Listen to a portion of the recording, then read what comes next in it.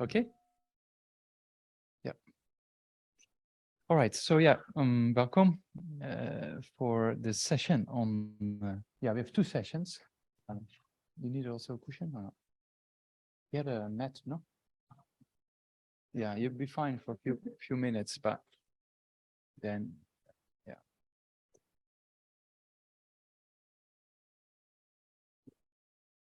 All right. Okay. Yeah. So good evening. Just play the record button. Yeah. So good evening, and then welcome, as I said. And then today we go into how to establish daily practice, so to say, right? How to actually set up a routine in your day to to train the mind. Let's put it that way. We went over many topics before, so now we're going to discuss a little bit more about how to put it into practice, as we say in Buddhist terms. So yeah, for that purpose, first try to generate correct motivation. That's the most important aspect, that we need together to understand more about how to train the mind in a particular direction, and well, in direction to become a better human being, and then even more than that, to be able to benefit others to a greater extent that we can at the moment. Yeah, so to develop in that direction, so generate that kind of motivation all the way up to the level of Buddhahood. Yeah, so generate motivation for yourself.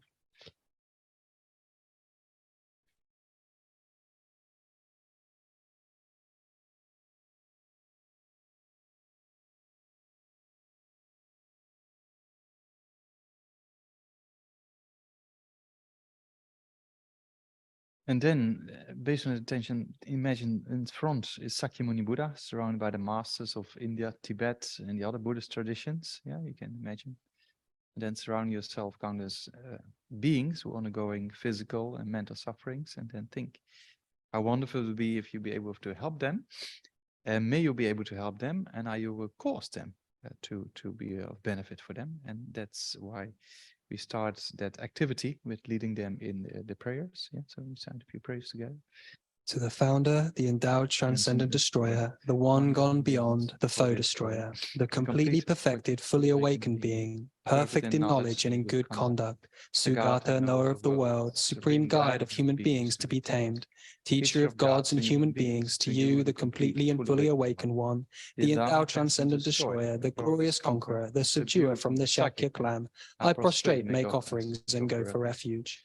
To the founder, the endowed transcendent destroyer, the one gone beyond, the foe destroyer, the completely perfected, fully awakened being, perfect in knowledge and in good conduct, Sugata, knower of the world, supreme guide of human beings to be tamed, teacher of gods and human beings, to you, the completely and fully awakened one, the endowed transcendent destroyer, the glorious conqueror, the subduer from the Shakya clan, I prostrate, make offerings, and go for refuge.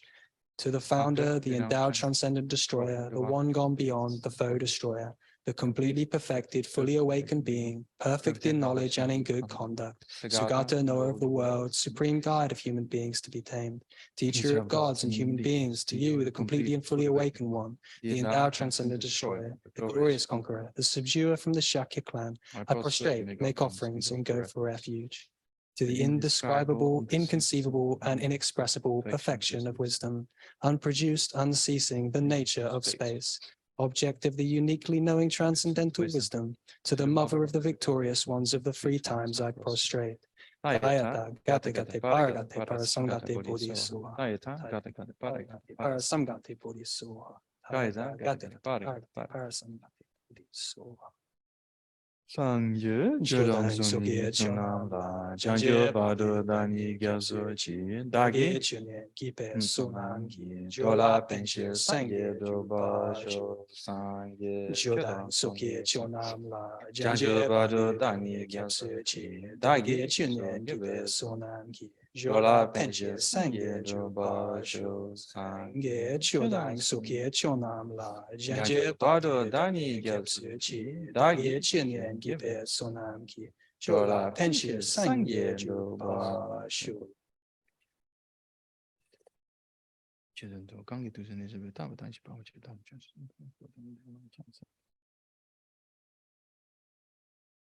Yeah, so today and next week, so to say, there's 2 days or 2 evenings, we're gonna talk about how to establish a daily practice. Yeah, and there's also one particular booklet compiled by Lama Zopa Rinpoche that we will share with you in the coming days or week. And then if you can read that booklet or flip through it at least, then next week we can explain that booklet, right? And it gives you, then yeah, that's the thing, if you read the reading material before course, and then it helps you to focus on the points you haven't heard before, right? So if you prepare well for class, then it's easier to absorb more information, right? If you just show up and just listening, then it's nice, but you can get more out of it, because if you're not prepared, then you have to focus on too many things at the same time, and then you might lose out on certain points. Yeah,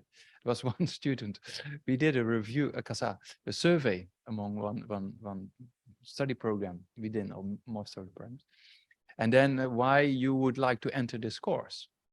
And then one person was very honest, and the person just said, I just like listening to the Dharma, which by itself is good, but you can get more out of it if you prepare before class, and then, you know the structure, you know what's been talked about, so you can pay more attention on the details, and you will easily be able to follow and acquire the information. Yeah, so that's always important. In the monastery where I come from, when we study not for 2 years, but not for 1 day a week, but then 20 years, 6 days a week, then if you don't prepare for class, then it's going to be a disaster, so to say, especially in the debates, because people will let you know that you don't know something. And then it's not just one person, but like sometimes 20, 30 people shout in front of your face, you are finished. And then the whole crowd looks at you and knows you are finished, right? Yeah. So that's a kind of a system where actually the ego is no place for the ego, because if the ego is there, it's going to be quite difficult. Yeah. Anyway, yeah. So we don't do that with you yet. Yeah. Yeah. Okay. So establishing a daily practice, that's the topic of today and the topic of next week. And then of course, there's one session of question, answer, and review. Yeah. So why is that needed? Why do we need to establish daily practice? Yeah, we know that to transform the mind is not easy. Yeah, if you ask to stop getting angry and practice more patience, you can have a wish or you make a prayer, but that by itself will not give you the strength to completely transform your mind, right? So you need a kind of, yeah, you need to put some effort in your development. Yeah. So if you want to put effort in your development, some people, they get very excited and then they start like very intense for a weekend day or something like that. And then they give up again for a few weeks. That's not very healthy. It's better to do every day a little bit, but keep going. That's true with meditation. That's true with all form of practices one's engaged in. It's better to do just a few minutes every morning, for example. Yeah. And keep that going rather than just do a little bit here and there. So that's kind of quite important. So that's one of the reasons why we talk about how to establish a daily practice. I mean, as we know, every physical, verbal, and mental activity is preceded by mental attitude or motivation. Yeah, so that's why it's very important. We always spend a lot of time and try to remember our motivation again and again. That's quite essential.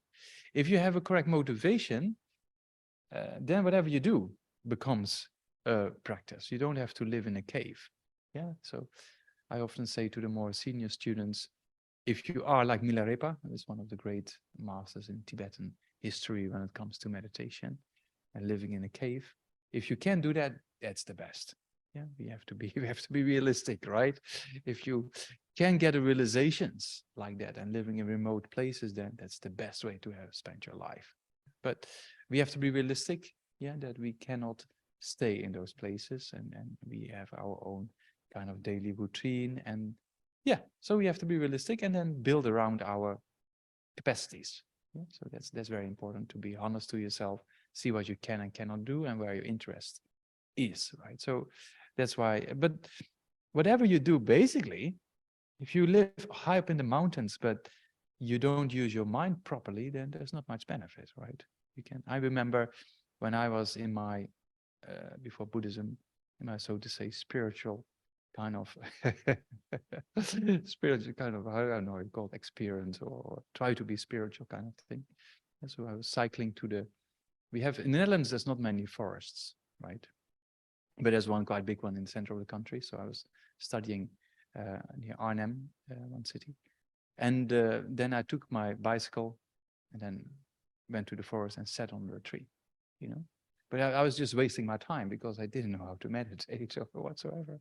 So then there's not much point, right? So it's very important to have a good mental attitude. This is the mind that counts. Yeah. So in a daily life, if you wake up, for example, you know, then you can say, today, you know, I try to be a nice person, or today I try to be less angry, or today, or this morning, I try not to get upset.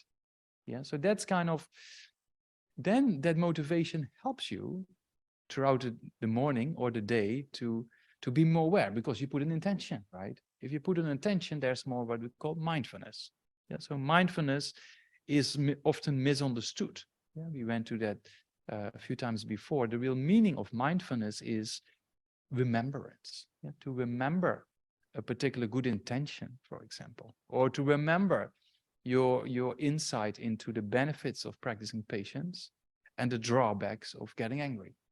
The more you're convinced about your contemplations in the morning of the faults of anger and the drawbacks of the faults or drawbacks of anger, and more you're convinced about the benefits of patience, then throughout the day you be alert.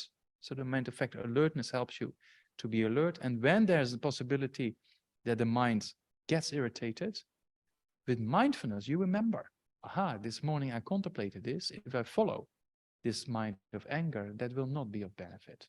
Yeah, so that's what we call mindfulness, right? Mindfulness is kind of remembrance of a particular intention or a particular insight or a particular motivation. Yeah, so that's true not only in the Nalanda tradition as we have in the Tibetan tradition, but also in the Pali tradition, for example, right? That's very interesting. Scriptures, especially in modern times, where mindfulness is become very, very popular and often misunderstood, like just a bare awareness or something like that. So mindfulness is much more than that, right? So that's kind of important to know that there's a kind of a remembrance, remembering a positive thing you're familiar with. Yeah? So it might be a good intention. So when you wake up in the morning and then you say, okay, this morning or this day, I like to be a nice human being, or whoever, there's a more Buddhist kind of motivation, you could think, whoever hears me, sees me, thinks about me, may that person, you know, may that person be free of physical and mental suffering. Yeah, so then you create a kind of a cause for that to happen, right? You're not able to do that straight away, but there's a cause being created. Yeah? So that's, for example, the thing when you wake up. Yeah, so the motivation. When you go to sleep, you can do a similar thing.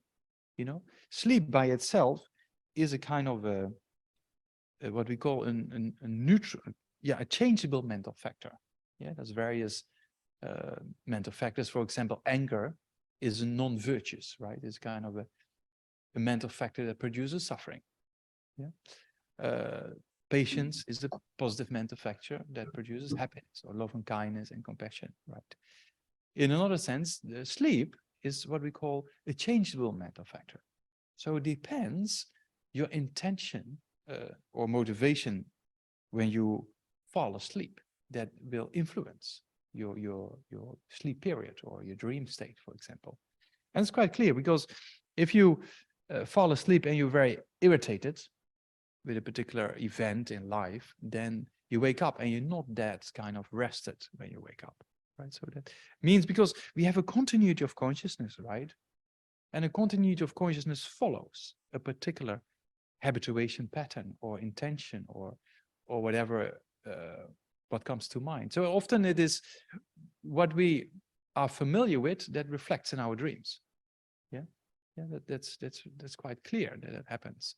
For me, same thing. When I before I became a monk, I never really dreamt I was a monk. Yeah. But now when I dream, I always like dream that I'm a monk. Yeah. So it's very interesting that by the power of what we do in daily routine, that reflects in our dreams, right? Yeah. So then if you, and we dream, or not dream, but we sleep quite a few hours every night. Yeah. And even sometimes during the day for a power nap or whatsoever. So if you motivate yourself before, then the whole dream can become a positive thing. You know, you think, okay, I have to rest. Why do I have to rest? Because tomorrow, you know, I have to try to develop my mind, or I have to be of benefit for others, right? So if you fall asleep with that kind of mindset, then the dream itself becomes kind of a virtuous state, yeah, or a positive state of mind, yeah, that produces causes for happiness and produces causes for development. And so that's kind of, not that you can develop yourself in your dream, that you have to be quite highly realized to be able to do that. Yeah. But at least the time is not completely wasted, you know? So that's kind of quite important to generate correct motivation before we sleep, before we go to bed, when we walk. That's very interesting techniques. For example, if you walk up the stairs, you think you take, if you do it like a personal thing, you think you leave all the suffering behind and walk towards nirvana or something like that. Yeah. Or you can think you take all sentient beings to kasa, to enlightenment. I don't know if you saw the monks and nuns clapping their hands and try to have fun and being very loud. Yeah. What we call debate. I don't know if you saw that. Yeah. So there's also a lot of symbolism. They have this mala, right? This rosary, and it goes like this and then goes like that. So that means that you close down the suffering of the lower realms, and you take all sentient beings to enlightenment, for example, right? And then you clap your hands with wisdom and method. Yeah, so you can see there's a lot of symbolism. Often we forget that in debate because we're too excited about the topic. But if you use it, then everything becomes can become a cause for enlightenment. Right. So if you go down the stairs, you can think, I go to all the suffering to help beings. You know? If you go up the stairs, you think you take all sentient beings to enlightenment, right? Or another simple thing, if you vacuum your room, yeah. So, or yeah, here we don't sweep. I think doesn't with a broom. In India, we still don't have a vacuum cleaner in our house in India. We always use the kusha grass broom, right? Yeah. So whatever you do, if you use the kusha grass broom or you sweep okaza, you vacuum your room, you can also think. And there's a very interesting story. I told you, I think before, about this person his mind was quite dull, like my mind, and he couldn't memorize much, like my mind. Yeah. And then he met Shariputra. I told you the story? No. And then Shariputra said, sorry, you want to become a monk and you want to study and practice Dharma, but for you it's very difficult because, in the last 100 lifetimes, you didn't do that much that causes for you to be, stable in your practice in this life. So this guy got really depressed, because he really wanted to do that, And then, of course, that's the happy end of the story. He meets the Buddha, and then Buddha said, what happened? And then he tells the story. And then the Buddha said, yeah, Shariputra only sees 100 lifetimes, but I see a little bit more than that. Yeah. So I see that a few thousand lifetimes before you created this kind of amount of good karma or virtue, you can become a monk, you can get realizations. So he did that, and that's very interesting because this person was not very intelligent from the point of view of being capable of understanding things. Yeah. So then the Buddha said, okay, you have to purify, because also we're going to talk about that aspect. You have to purify, and you sweep this temple. Yeah, you sweep the temple from the front to the back. Yeah. So the Buddha, through his miracle deeds, when the person was in the back, he created dust in front. So this poor guy, he was actually very fortunate because he was cleaning the dust. And then the Buddha said, when you clean the dust, don't think just you're cleaning dust.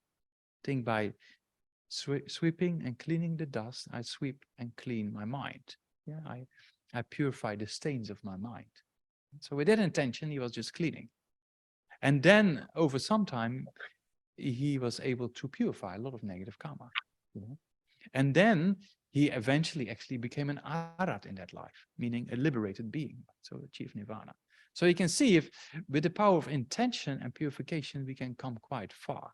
So then I would say vacuum, when next time when you vacuum your room, you think instead of just cleaning, or when you dust, when you get rid of, in London, I notice also quite a lot of dust. I don't know people at home. Yeah, I talk London, but everywhere, right? In Spain, I know, in Uzerling, and yeah, it's everywhere. It's dust. Yeah. So then you clean. Instead of cleaning, you think, I take away all the stains or all the afflictions and their causes, from myself and all sentient beings. Then if you clean anyway, but then you clean in that way, it becomes a purification practice.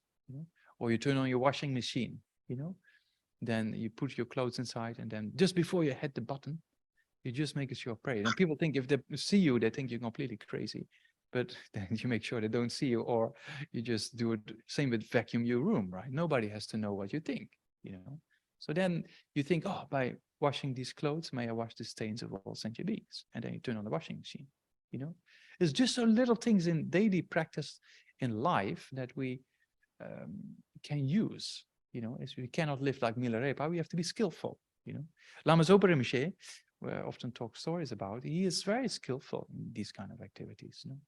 Rinpoche goes somewhere and then puts on the lights, then first makes a prayer by pressing this button, may by, putting on the lights, may I eliminate the suffering of all sentient beings, or may I eliminate the darkness of ignorance of all sentient beings. Then press the button and then make a prayer.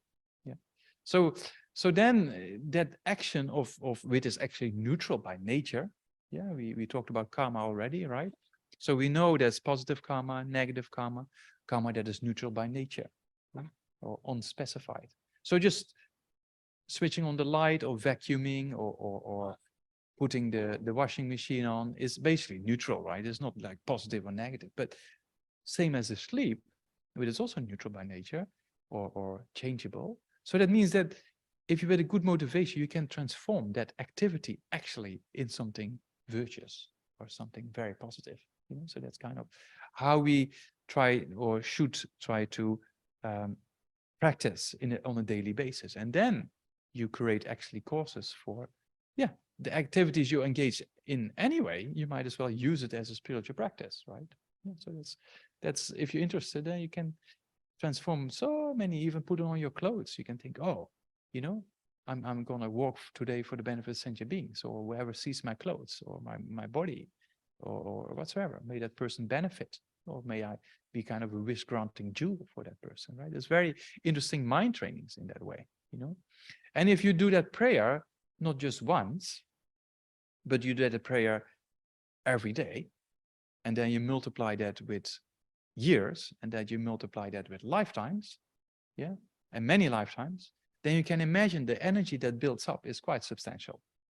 And then at one point of time, whoever actually sees you gets inspired, or whoever sees you or gets kind of peaceful mind or feels calm, So then there's an effect of these prayers, right? So the power of intention and prayer is very, very interesting. If you look at the scientific research in the placebo phenomena, for example, it's very, very striking, even in animals, right? Yeah. So people with problems of in the heart, they feel it's kind of chronic kind of pain, but nothing can be found physically. Yeah. So sometimes they give them medication which is fake in these kind of projects, and it cures the patients, right? It's that everybody, I mean, even with during the pandemic, everybody takes the placebo phenomena as a reality. Nobody really knows how it works, but it's been taken in science as kind of a general thing in any form of research, right? Yeah, if you do a research with control groups, you always try to prevent the placebo effect from playing a role. So everybody, most scientists or most forms of research, they accept the placebo phenomena, right? So, and it's even true with rats. Very, very interesting that rats who are being given a particular liquid with a particular taste and a particular medication that enhances T cells in the body. Yeah. So they do that for a certain amount of time. So the T cells increase in the bodies of these creatures. And then over time, they leave out the medication but keep the same taste. Still T cells are being produced. It's very interesting. Right? So the placebo is quite interesting phenomena. And also prayer. There's a lot of research been done in Buddhism, I don't know, but in the Christian tradition, there's done quite some research with Christian nuns or monks praying for a particular group of people with control groups, very, very scientific setup, you know. And then there was one research done, I read about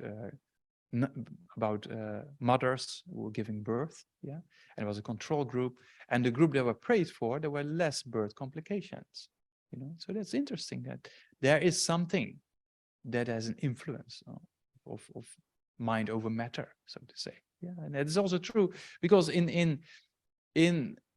if you think from the Buddhist perspective, we say that the physical brain and consciousness are two different things. Yeah, the consciousness is not just a mere property of the physical brain. Yeah, we say consciousness is of a different nature than the physical world. But there's a correlation because if you train your brain, you can actually train. If you change your, what we say, change your mind, change your brain, right? So there's neuroplasticity is in the last decade been very well documented, right? Yeah, so that means that there are various aspects of mind training, and I think we went there before with the OCD kind of research that people can influence or change the brain by way of thinking, you know. So it's very interesting. A lot of interesting research backing this up, that our intention or motivation or thoughts behind things have an influence, a big influence. So that in Buddhism, we put a lot of emphasis on our daily kind of routine to use it in a particular virtuous or positive way. Yeah, so that's why, so don't forget next time you do your vacuum cleaning or your washing, but don't, make sure other people don't see you. Otherwise, people think you're crazy, right? Yeah. But you don't have to show it. Yeah, you can just do it mentally. Yeah. So that's kind of aspect of of the daily practice. But even if you want to go more serious, so to say, or the more serious Buddhist kind of practice, then of course we can do formal meditations as we did a few times. And maybe next week I was planning to explain that booklet and then do meditation together according to that booklet, right? So you can a little bit experience how to do it. So first this evening I was planning to just lay out the main structure of your daily practice, you know. And there's a Buddhist kind of, because we're discovering Buddhism, right? So it's kind of a Buddhist way to do it. But if you don't feel you're Buddhist yet, you can take things out you think is beneficial for you or not. Yeah. Okay. So we often talk about the 6 preliminary practices. Yeah? So there's 6 in number. Yeah. And each of those 6 has their own kind of importance. You know? So the first one is before you start. If for example, these 6 preliminary practices are for the purpose of that you do daily kind of contemplations or daily meditations. Yeah, so you do some preliminary activity for that purpose, you know. So what do? First, you clean your room. Yeah, or you make sure you have a clean place where you meditate. That's the first point. Cleanliness is very, very essential. You know, if you try to meditate on a I would say, in a very dirty place, or you know, then the mind gets very easy, it's not at peace, you know. But if you're in a clean place, then it's much easier to have a more peaceful mind, right? So cleanliness is quite important. Yeah. So body-wise, meaning room-wise. Yeah. So make sure you have a kind of a clean place you do your daily practices in. Yeah. Yeah. Because we just talked about taking away dust and all this aspect has a very powerful purification practice, right? And if you're in a very dusty area, and filthy area, then the mind also gets a little bit kind of heavy, you know. Yeah. So cleaning is the first step. Yeah? And then when you finish your cleaning, that's still the first point. For a Buddhist practitioner, we put an image of a Buddha. That can be a photograph or a card or an actual statue. I mean, a statue like this will be difficult to put in your room, but there's also smaller statues, right? Yeah. So why is that so? Why do we put a statue? Yeah, it's not just mere veneration, but it is inspiring. Why? Because the statue embodies the qualities of love and kindness, compassion, and wisdom, for example, right? So that's why we have a kind of a image of the Buddha. Yeah, so they say, if you even with an angry mind, looking at the image of the Buddha, plant seeds for enlightenment. It is quite substantial, right? Because we just talked about the power of prayer. So the Buddha, before becoming a Buddha, was a bodhisattva, right? And at the level of being bodhisattva, making countless prayers every day with the mind of, I want to become a Buddha for the benefit of all sentient beings. So that means that builds up an incredible potential, right? If you do that for a long period of time. And that you can feel, with holy objects, for sure you can feel that, I don't know if I told this story because, yeah, I do a few courses and sometimes I don't remember which story I told where, and few of you who are here also are in a few other courses as well. So you think, oh, Namdak always with the same stories again. Yeah. Yeah. So I keep this one short. Okay. So with holy objects, when I just became a monk, and then I met my friends from university because we used to do projects together. And then when the project was finished, we went to Paris or to another big city, try to have fun. That's what you do as you're young, right? Party and fun. So anyway, so then I met them again after I changed my dress. And then a few of them thought I was completely crazy. Of course, that's understandable, right?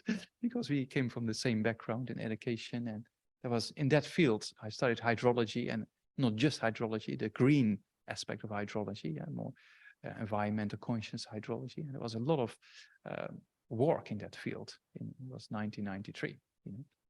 So the green sector was becoming very popular, luckily.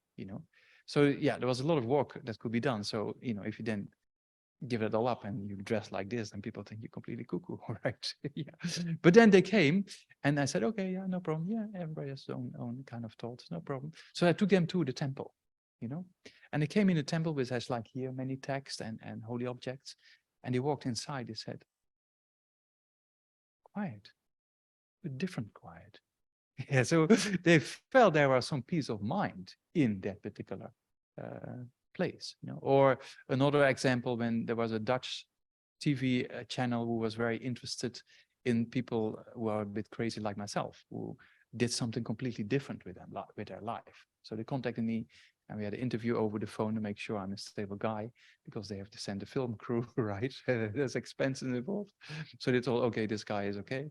So they sent a film crew, and the film crew was very busy for 2 days, early morning with lights and recitation in the room, and then walking to the gathering of the puja or the prayers in the assembly. So they're very busy for 2 days. But then they told me, they said, we've been to many places in different cultures, and we've always been busy, but we never felt some peace of mind we felt here. It's very interesting.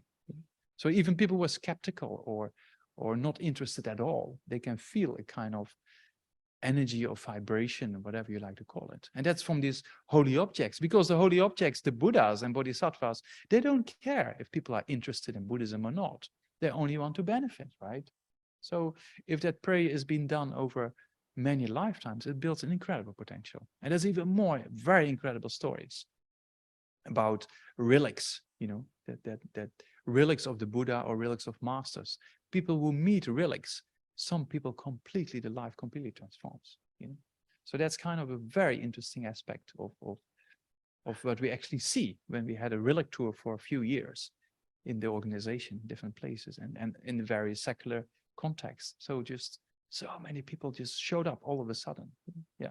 So here on Sunday we're gonna do some blessing of animals, right? So then also with some relics to put on to make it for the animals to put some positive imprints in their minds, right? Yeah. So that's kind of a very interesting aspect of Casa. Yeah, because I have a few very precious relics from Namso Rinpoche and a few other masters. So then, yeah, it's good to get a connection with those things. Yeah, so that's why we clean the room and we put up these kind of inspirational objects. Yeah, so we have a statue of the Buddha. That's one. That represents the body of the Buddha. Yeah, so if you like to do that, you can have just a picture. Yeah, we already in Refuge, we talked about to respect any image of the Buddha, remember when we talked about refuge? Yeah? So you can have a picture there or a statue, depends on whatever you like to do, right? So that resembles the Buddha's body aspect. Yeah? Then in refuge, when we talked about refuge, we also said a text is the most precious one that should have the highest place in your altar. Yeah, because the books on the Dharma, they have the highest place. Yeah? So you could have a text, it couldn't be just a text on the Lamrim or something like that, right? A text on the stage of the path to enlightenment. Yeah. So that represents the speech of the Buddha. Yeah. So there's an image, that's the body of the Buddha, the text is the speech. Yeah. And then for the mind, because we have body, speech, and mind, for the mind, you can have a stupa. You know what a stupa is or not? Is this kind of, do we have here close by or not? Yeah. Oh yeah, here. You see here on the altar? It's just behind the vase, actually. Yeah. Can you just hold up, maybe? Yeah, and you can see. For people at home, I don't know, they can see that. Yeah. Yeah. So stupa is a symbolic aspect. There's a lot of symbolism behind the measurements and how the stupa looks like. That's actually the mind of the Buddha. Yeah. Okay. You still have to put some relax inside. Yeah. So this, you see, at home. Yeah. Okay. Yeah. Angles. Yeah. So that's, you can also have a picture of that, right? A picture of a stupa, if you don't have an actual stupa yet, you know? Yeah. So, but yeah, if you have actual stupas and actual images, they all filled, right? The statues we have here also, there's not just a massive statue or completely filled with copper or metal or wood or whatsoever. It's hollow inside initially, and then we fill it with mantras, with relics. It's a very, very intense kind of blessing ritual, you know. So that makes it more powerful. You know? Yeah. So yeah, later on when you feel interested, you can get a statue, get it filled, get it blessed, and then you have a very, I'll say, it inspires the mind and it puts positive imprints in your mind, right? Every time you see it, every time you make a prayer, it's another bonus, as we say, for the Buddhist. Yeah. Yeah. So we have an image of the Buddha represents the body, an image of an image of the text or an actual text, yeah, a little bit higher up, yeah, that represents the speech of the Buddha, and then the stupa represents the mind of the Buddha, or a picture of the stupa you could have, right? Yeah, yeah. So that's the body, speech, and mind. So that's the first point. You clean your room and you put a nice kind of images there. Yeah. Then that's the first point. Yeah, cleaning and putting body, speech, and mind, as we call it. Then you put some offerings. Yeah, not that the Buddha's, that's point number 2, putting offerings. Yeah? So it's not that the Buddha needs offerings, right? The Buddha is a fully enlightened being, is beyond the things we like to have. You know, they're not interested in the sensory aspects. Yeah. So, but for us, it's something to get closer to that embodiment of love and kindness, compassion and wisdom, right? So we give something and we get something in return. That's how it works, right? So we put some offerings. So here today you see, here we have, because we had a medicine Buddha puja before this evening. So here offerings. Yeah? So you can put water balls. Normally we have 7 types of water balls, right? So the 7 types of water balls, as you see behind me here, including the sound also then, yeah. Okay. So 8 becomes then 8, but it's that offering is based on the ancient Indian tradition. Yeah, that in India, if you visit a particular place, and Sri Lanka, you still see it, in some places in India also, so you still see it, that before it's hot weather, so the first thing you offer when you come is something to drink, right?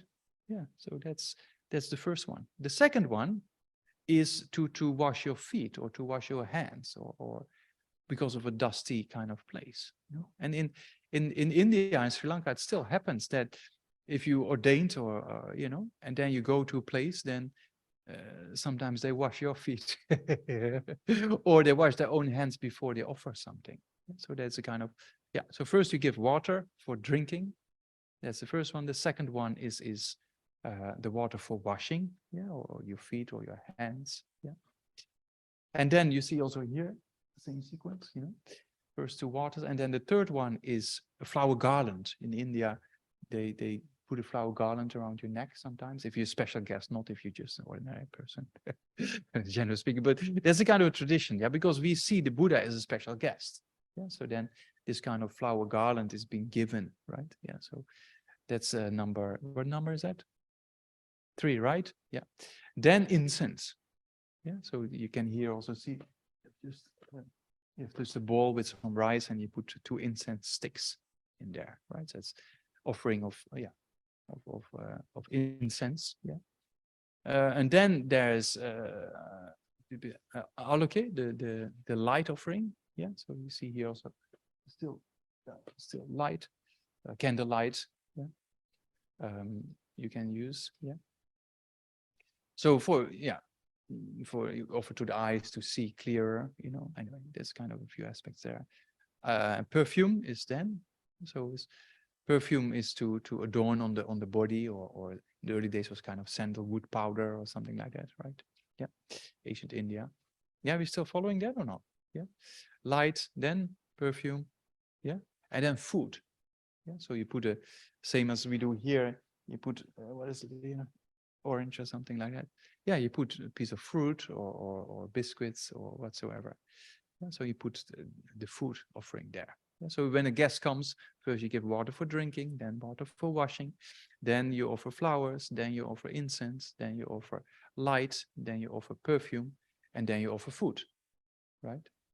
And then the party starts and you offer music. Yeah, so that's the last one. Music, yeah, joking aside, but yeah, that's the ancient Indian way to receive special guests. You know, so we receive a special guest being the Buddha. So then we have a similar tradition, because the Buddhism we study, although we say sometimes Tibetan Buddhism, is not actually Tibetan Buddhism. Yeah, it came from the Buddha in India and was being examined by the great Indian masters in Nalanda and then translated into Tibetan language and preserved in Tibet, right? So that's very thanks to the Tibetans, it's all still there, because in India it degenerated, as you know, probably you know. So we're very lucky that the Tibetans for all this generation preserved it, and now it's been translated into English, right? And Spanish, yeah, and other languages, yeah. So yeah, so that's the offerings. Clear? The second point being the offerings. The offerings also is important to offer the things you like. Not like, yeah, these biscuits are a bit old now, just offer to the Buddha, right? Yeah. You don't do that. It's good also to detach, to offer the things you like. Yeah, whatever it is, chocolate or peanut butter or whatsoever, you know, it's a good way to detach and then give it away, isn't it? Yeah, so that's kind of, it's good to give the best offerings to the Buddha, because the best development is love and kindness, compassion and wisdom, right? So to get closer to that, that's why we do these offerings, you know? Yeah. Yeah, is it a bit clear how to put, yeah.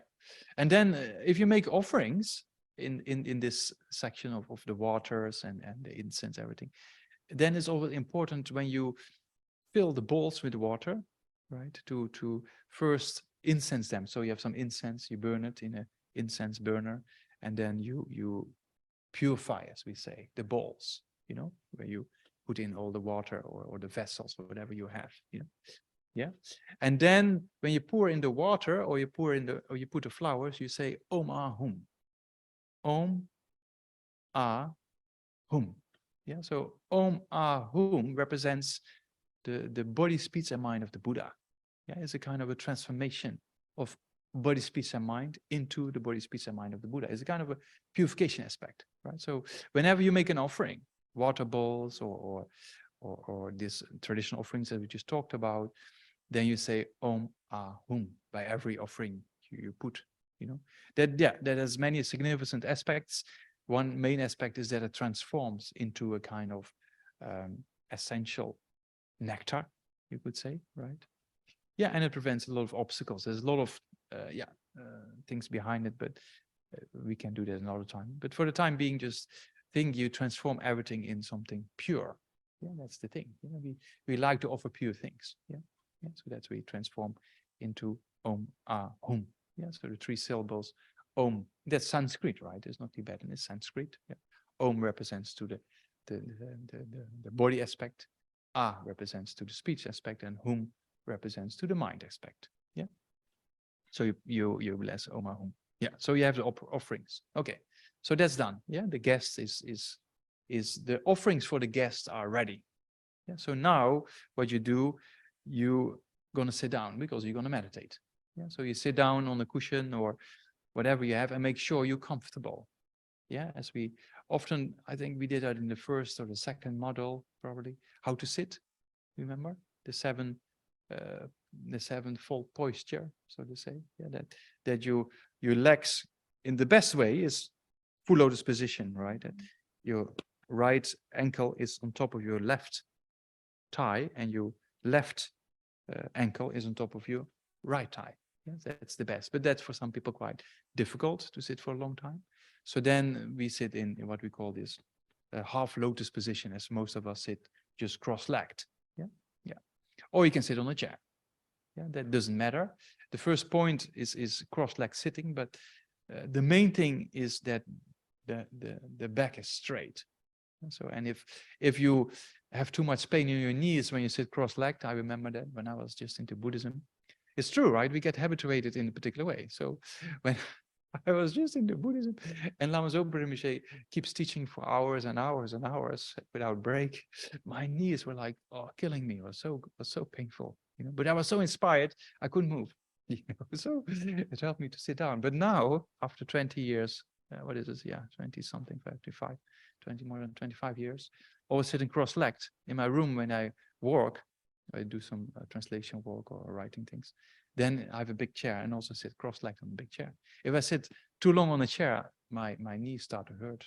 This is just habituation, right? Yeah, when I travel by train, like to the Netherlands, it's kind of 7 hours, right? In the train, Eurostar to Brussels and then take a local in the city trains. Then I'm just so happy if not too many people and I can cross my legs.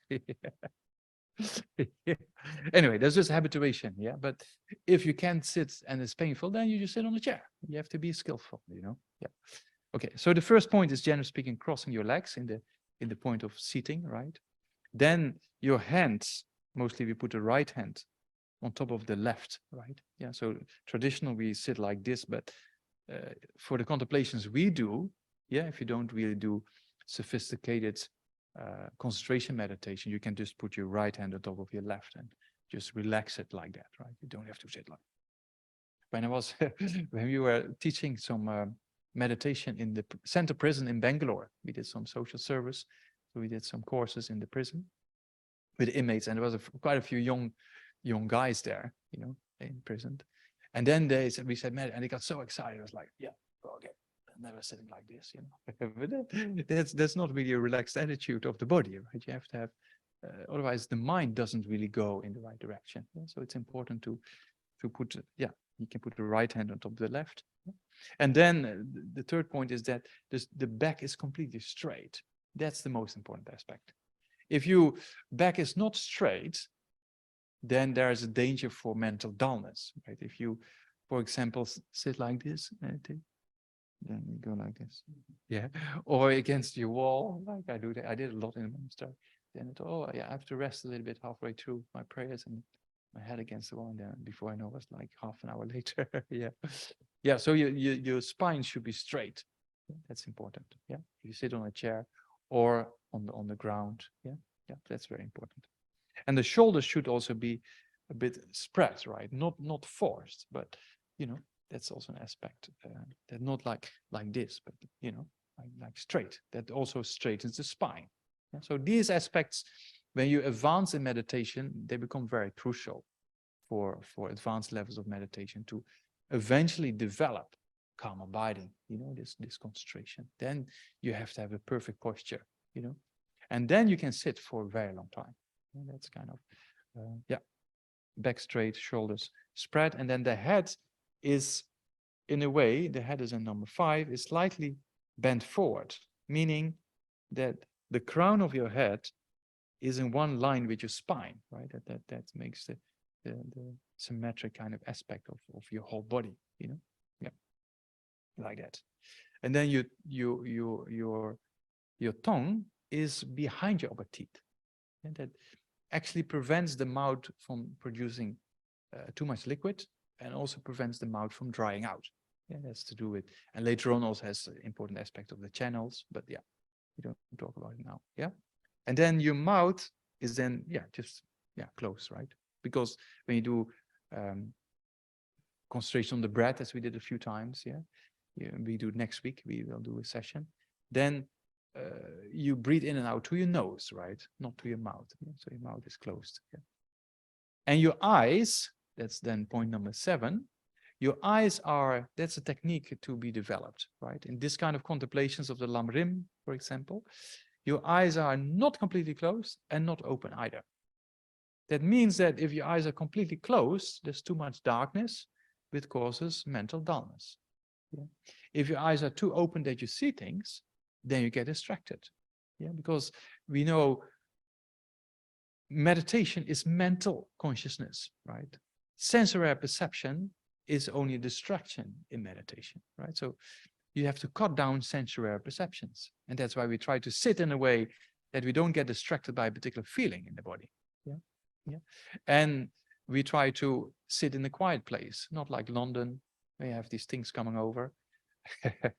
Yeah, you get used to it after some time, but when I go to a place where it's very quiet, in Euseling, for example, my friends in Spain, or somewhere in the north in England, then sometimes, wow, it's very quiet here.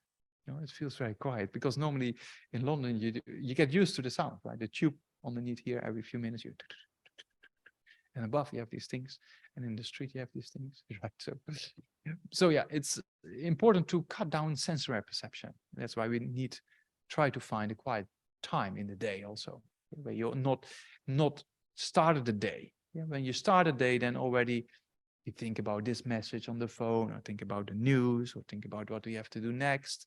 Yeah, so it's better in the morning when you wake up, wash your face, clean a little bit if you need to clean, put some offerings, and then you sit down in this way. Yeah, that's the best way to start your day. Yeah. Yes, I clear the posture. We go over that again next week with the meditation. Yeah. So that was number.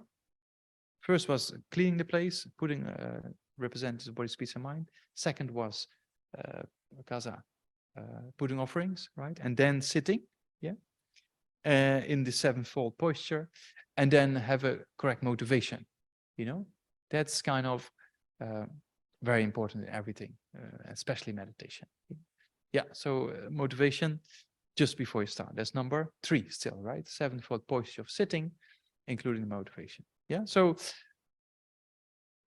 then we're ready to invite the Buddha, because we put the offerings, we sit down, we had made correct motivation, and then we invite, a Buddhist practitioner invites the Buddha in front, or visualize the Buddha in front.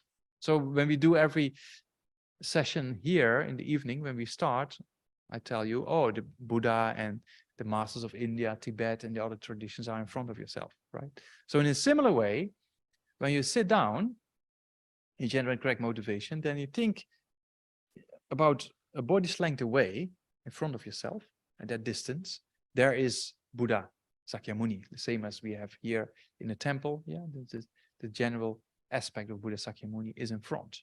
Yeah, so you can imagine the Buddha is there anyway, to help us, but we cannot see the Buddha because we have obscurations, So we try to visualize the Buddha in front. Yeah, so you visualize the Buddha about a body's length away at the level of your eyebrows, and about in the space in front of you.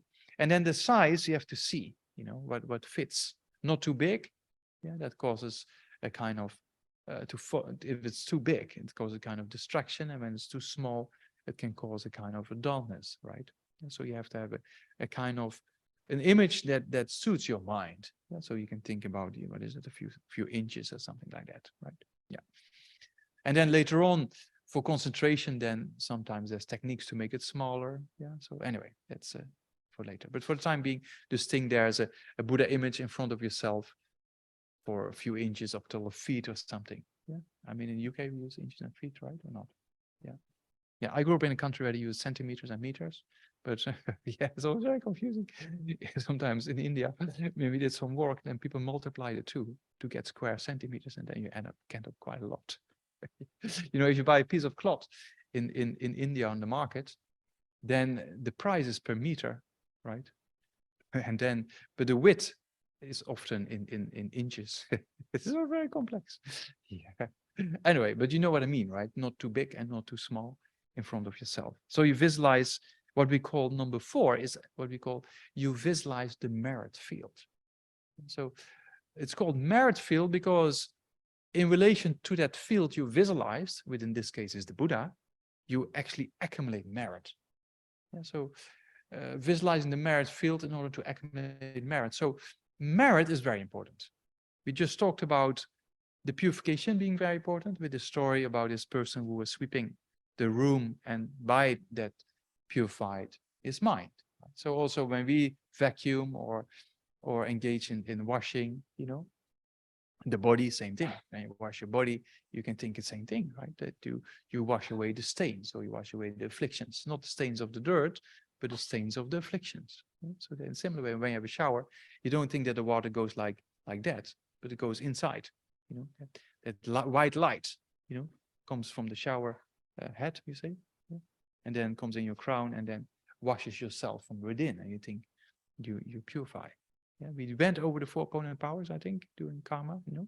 Yeah, so then you contemplate those points, and then the shower actually becomes a purification practice, right? Yeah. So you can see there's so many activities during the day. You don't have to go to a cave anymore. It becomes very comfortable. Because in the cave, it's not easy, you know. Yeah.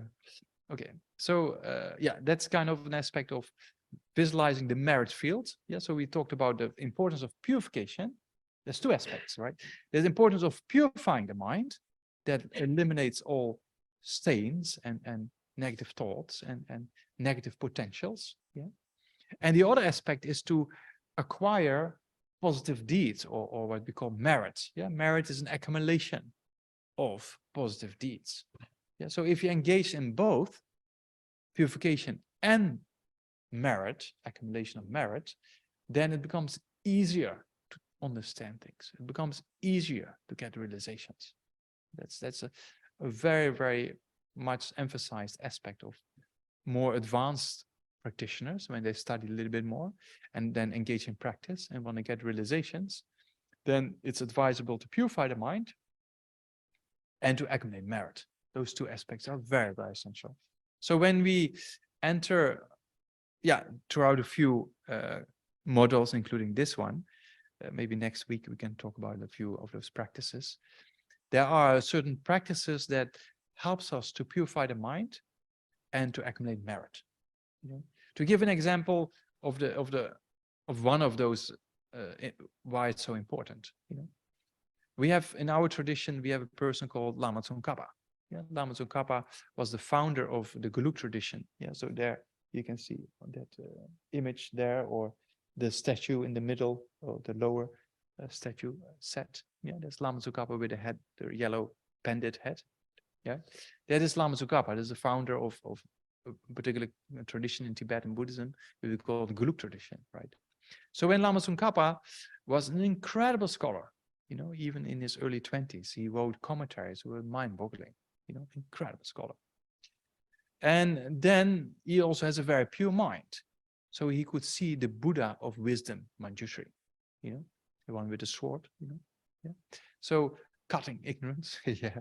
So when he could, you know, we see an image, we see a statue, yeah, but he could actually see the Buddha of wisdom just like you and me, not in a dream, but just like you and me, right? In a kind of pure 3-dimensional light form, you know? Yeah. So that's quite, then you have quite a pure mind to have that, right? And you're quite developed already. So then he was such an incredible scholar on top of that. So then he said to Manjushri, do I have the correct view of emptiness? Yeah, we talked about emptiness a few times, and we know emptiness is not easy, right? We're going to talk about that more. So he was such an incredible scholar, and he could define the different definitions of emptiness in the different schools of Buddhist philosophy. So then he asked Manjushri, do I have the correct understanding of he mentioned 2 different schools, you know? And then we had the 2 higher schools. And then he said, do I have this one or that one? And then Manjushri says, neither. So you say, ooh, if the Buddha tells me that it's night, then maybe I have to do something. So then I asked Manjushri, okay, what do I do? What do I have to do to get an understanding and realize emptiness? And then Manjushri gave him advice. Yeah, the Buddha of wisdom gave him, Lama Tsongkhapa, advice and said, you have to do a few things. You have to purify your mind. You have to accumulate merit. Yeah, there's two things. You have to make strong supplications to the teacher, seeing as a deity. And you have to read the great scriptures of the Indian masters and contemplate them. And then you will get it. So after 4 years of very intense retreats, of a lot of prostrations, there's one purification practice. Yeah, prostrations is a very strong purification practice. And we mostly call that the prostrations to the 35 Buddhas. Yeah, so I was thinking maybe in the winter break, then we can organize in Jamyang and maybe Nagarjuna Madrid. So I can also organize kind of events to, because you can explain it, but it's good to do it and then explain at the same time, right? So we can organize a few more senior students who can help you how to do it. You know, this kind of preliminary practice like prostrations to 35 Buddhas, for example, or the mandala offerings, you know. So yeah, Lama Tsongkhapa did a lot of prostrations and as purification and mandala offerings as an accumulation of merit. So with the mandala offerings, what you do, we just talked about making offerings. So with a mandala offering, you imagine you offer the whole universe. Yeah, so if you offer the whole universe, that includes every offering, right? Yeah, so that is quite a sophisticated way of what we call accumulating of merit. Yeah, so that's kind of a way that you have this base and then you clean it and get you eliminate the negativities, you get the qualities, and then you fill it with grains or jewels or whatever you have, and then you offer it. There's a ritual for that, right? So later on, you can go through that. So that's what Lama Tsongkhapa did for 4 years. And then he made strong prayers also, supplications, you know. And then he was reading Buddha Palita, one of the great Indian masters of the Nalanda Monastic University, although it was in Tibetan language, because Lama Tsongkhapa studied everything mainly in Tibetan, right? So I was reading that, and then halfway through, in verse 1, chapter 18, the first verse, then then he was reading that and contemplating, and then he got it. You know, so that's kind of a sign that study itself is not enough. Yeah, for the Buddhist practitioner to go a step further than just the intellectual knowledge, to make it a kind of a realization for yourself, you need to do some homework. You know, so purify negative deeds, accumulation of merit, study, contemplate. Yeah, so that's kind of that falls into. I explained that why, because we talked about the field of merit. Remember the point number? Which one? 4, right? Yeah, 4. Okay, yeah, 4. Point number 4. Yeah, visualization of the merit field. Yeah, yeah, because in front of that merit field, that's what's happening in number 5, is that we do what we call the 7. Yeah, sorry, this is now a number of 7. The 7-limb prayer. Yeah, yeah. That's all right. Take something to drink.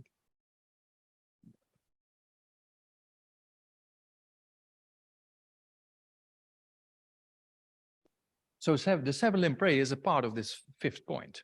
Yeah, because the 7-limb prayer is there for the point of view of purification as well as accumulation of merit. Yeah, those 2 aspects. Yeah.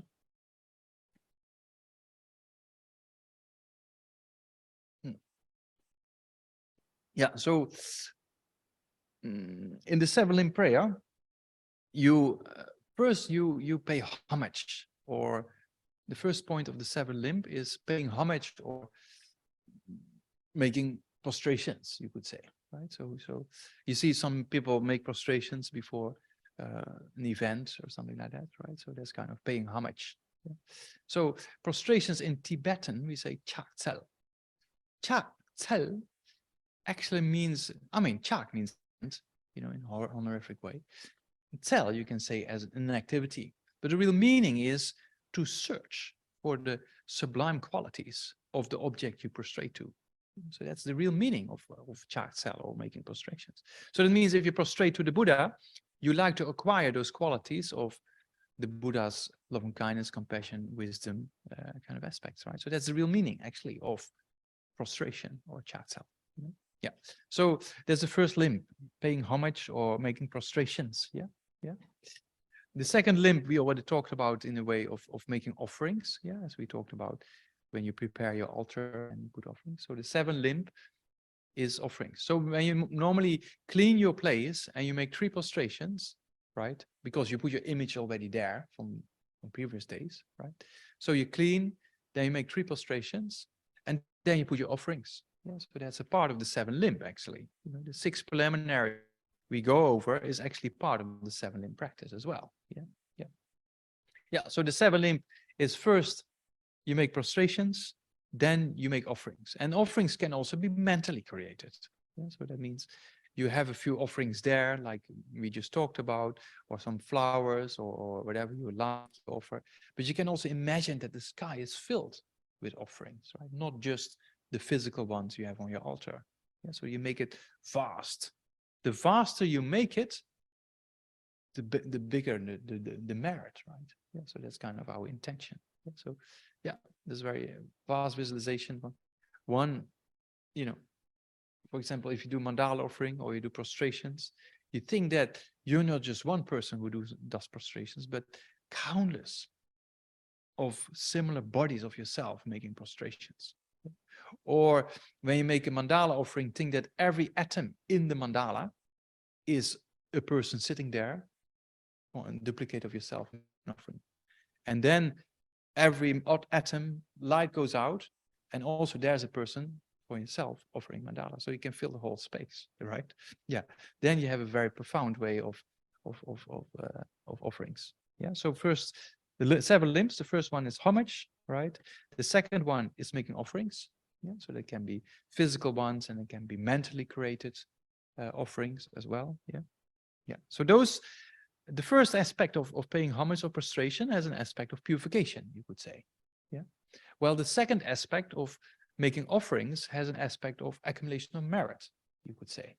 Yeah. Yeah. So, yeah.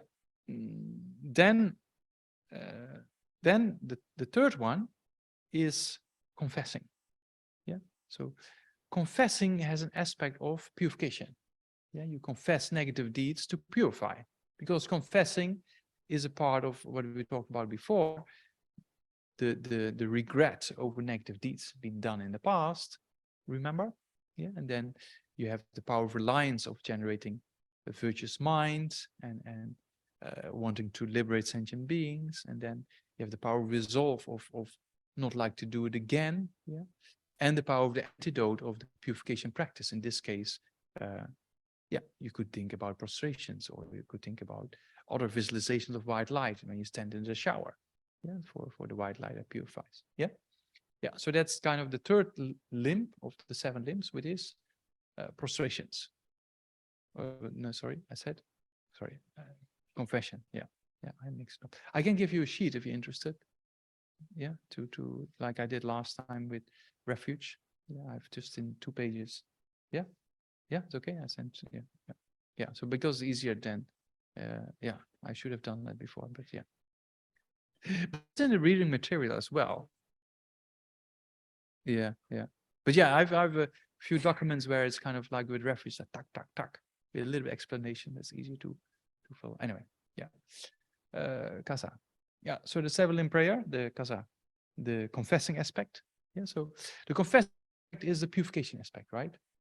The next limb in the 7 limb prayer is the rejoicing. Yeah, to rejoice in oneself and other person's good deeds.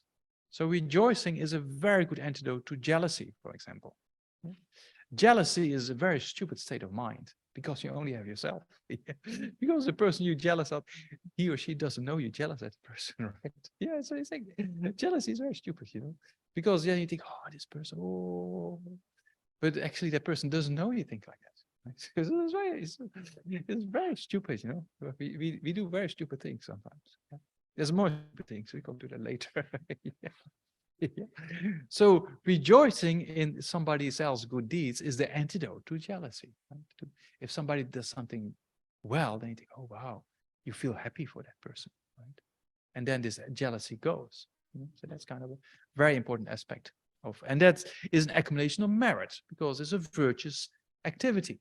If you are happy with somebody else's good deeds, then it uplifts the mind, right? Yeah. So, and then you yourself, you get maybe inspired to do something similar, Yeah. While jealousy is just a negative mind and you're very unhappy and you never think, oh, this person, I will never do that. You don't do it, you say that, right? So that's kind of, you only have yourself, Yeah. So rejoicing is a very powerful tool, and also a very easy way to accumulate merit, Because Lama Tsongkhapa, who is this great master who spent so much time in retreat and study and teaching, but he also says very clearly, rejoicing is a very skillful means to accumulate merit without too much effort. You can sit on your nice sofa in your room with your nicest cup of whatever you have, with the nicest cake or biscuits, whatever you like, and you can just sit there and rejoice in people's good deeds, right? Yeah, really. If you really do that with a very good intention, it's a very easy way to accumulate merit, Yeah, so that's kind of why rejoicing is quite an important aspect. Or when you read, for example, biographies of spiritual persons who do a lot of good things for humankind, or, or get realizations, and then you read that and think, wow, and then you feel happy about it, and then automatically you rejoice, and then you want to do it yourself, right? So it creates causes to actually become like that. So that's kind of a very powerful tool, Yeah. So yeah, okay. Don't get jealous anymore and rejoice. Okay, you got that? Yeah. Yeah. Okay, so that's number 4. Yeah. Yeah, I need to also make sure people are still following. Yeah. So that's rejoicing. Then the next one in the 7 limb prayer is making request for the Buddha to teach, or for the teacher to teach. Because without a request, a Buddha or a teacher will never teach. That's very important. The Buddha was requested sometimes up to 3 times.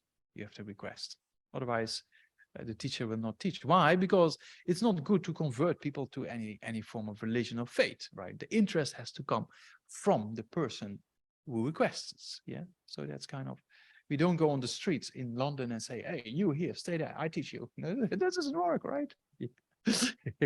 So, or try to convince them that Buddhism is the best or something like that. That doesn't work, So it has to come from, and Buddhism is very clear that up till 3 times it should be requested.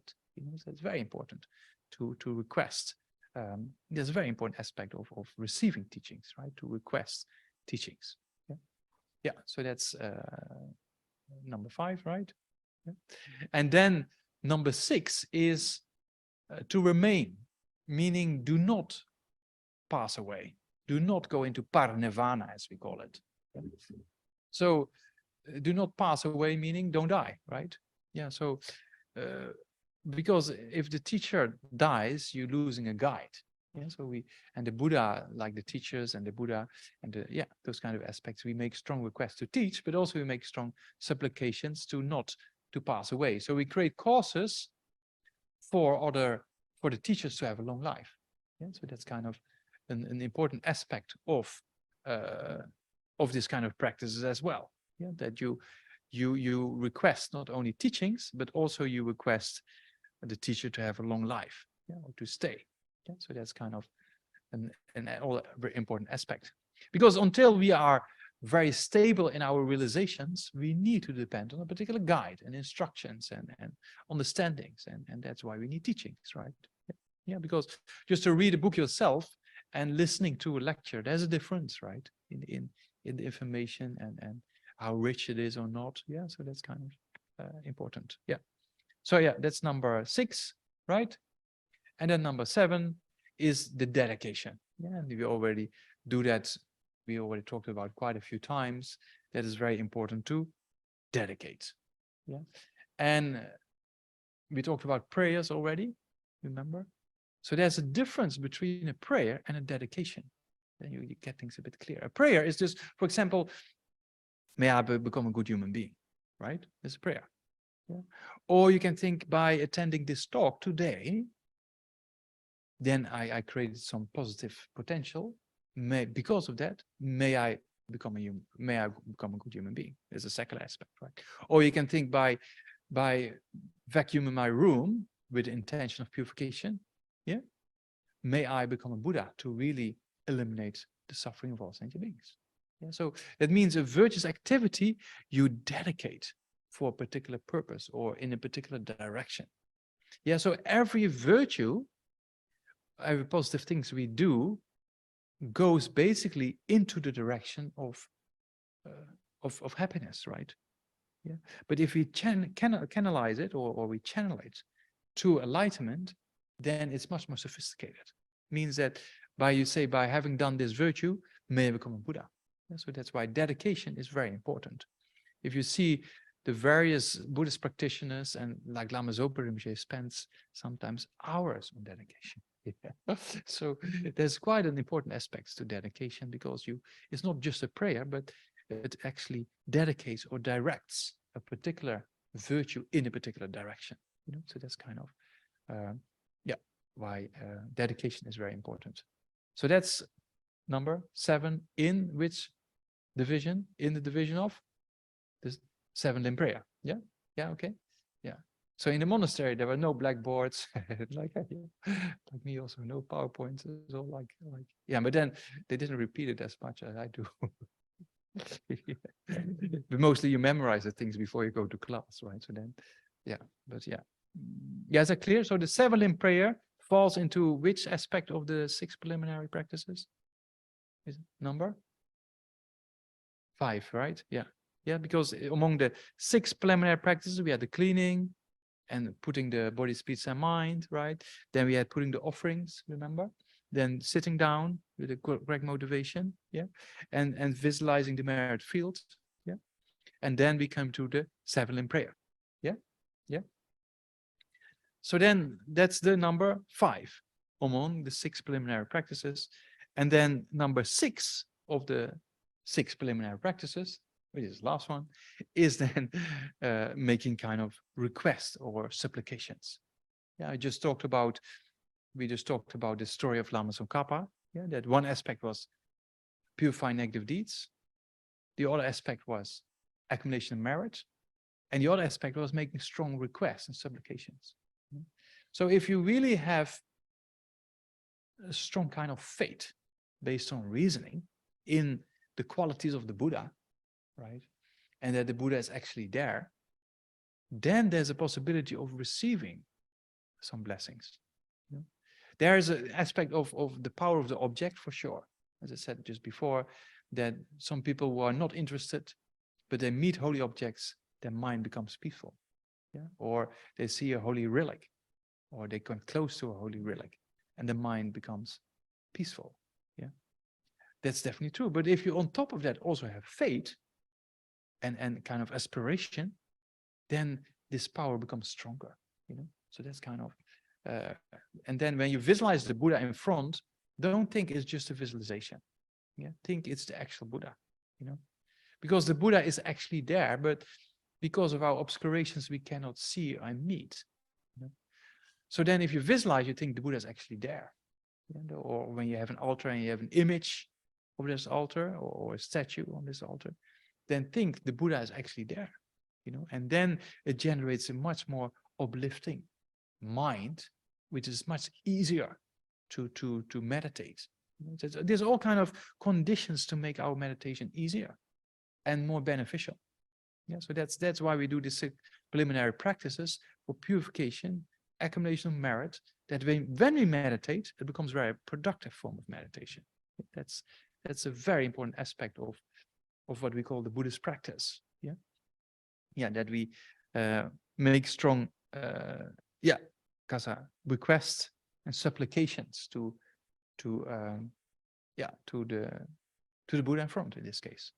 And then when you do that, as we have done a few times before, and also next week we will do that, then from the heart of the Buddha, there's this nectar light, right? So this kind of the 5 colors of light from the heart of the Buddha to your crown, and then mainly in the white color first to purify, and then you do that again, and then the 5 colors of light, but then mainly golden yellow color to receive the blessings and I would say, the potentials.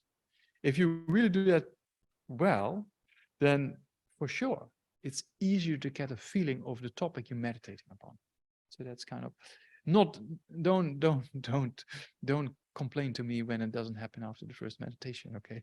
Because it is probably difficult. But after, I'm talking about years of contemplation, right? Then when all these factors are complete, then, you get a feeling of a particular topic, of a lamrim, and then you move forward, So that's kind of why these kind of techniques can be very helpful, these 6 preliminary practices, including the 7 limb prayer. Yeah, that's a bit clear for today. Yeah, and then because next week we go over this booklet, and also I promise you this evening I will send it to Freddie. I just have to copy paste another document, and then you have it clear. Yeah. Yeah, so then you read that, and then you get all the booklet, and then next week we go over that booklet and do a practice together, and then all the coins they drop, as we say, isn't it? Yeah, I mean not all of them, but quite a few. Yeah.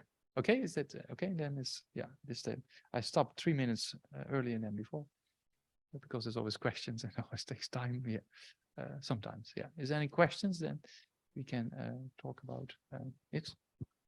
Yeah. Yeah, Sarah, online. Hi, thank you for the teachings today. I had a question that's not really directly linked to them, but I just had a friend die quite recently, and I just wondered if you had any prayers or anything to, I don't know, suggest to kind of support through that process. Yeah. And I also remember you mentioning that at the center they sometimes have days where you can come where they give prayers. I don't know if you had any more information about that. So at the center we do every Thursday, we do a kind of a medicine Buddha puja or medicine Buddha practice. Yeah. So online you can put in the names and the dedication, right? That's very easy. So if you do that, it will come automatically on our list, So then we always read out the names, Yeah. So you can do that as an aspect of the community, praise. And for yourself, it's also, it depends how familiar you are with prayers, right? The main important thing is to have positive kind of thoughts about this person, right? And then think that if you are Buddhist, then we pray to the Buddha to help this person or to guide this person, right? Because merely having positive thoughts about a person or doing things that seems to help the person, that benefits. Because after a person dies, the person goes into an intermediate state for a certain period of time, what we call the bardo. Yeah. So then that person is aware of certain aspects of what people are doing for him or her, so that can influence in a very positive way. If you're familiar with prayers, then you could use just the prayers we do beginning of the teachings, right? If you for a very simple aspect, yeah, and then you can recite a few mantras if you like, like Om Mani Padme Hum mantra, for example, or you can recite Om Hum, where we just talked about, but Om Hum mantra includes all other mantras, right? If other mantras are too difficult for you. Traditional, we do certain kind of prayers like medicine Buddha practice, or the medicine Buddha mantra. If that's too complicated, then don't worry about it.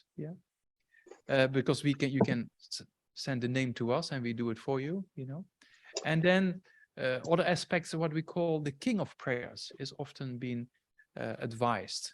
So the king of prayers you can probably find online quite easily.